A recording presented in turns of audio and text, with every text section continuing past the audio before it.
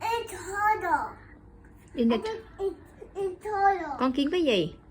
The excavator is harder. Vậy hả? Con kêu nó làm sao? Để con hỏi nó làm sao? Excavator, where are you? Excavator. Nó ở đâu rồi? Lạnh quá, sẽ đóng cửa lại sao lạnh quá con. Yeah, we're gonna go fight later. Close the door, please.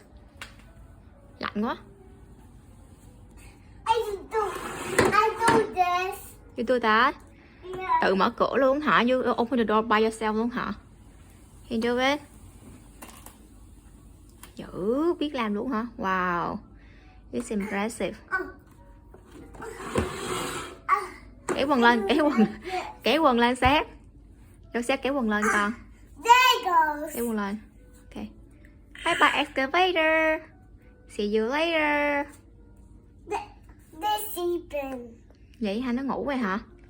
Ồ. Nó They're làm sleeping in water. vậy hả? Yeah. Ừ. Bye bye. They're sleeping.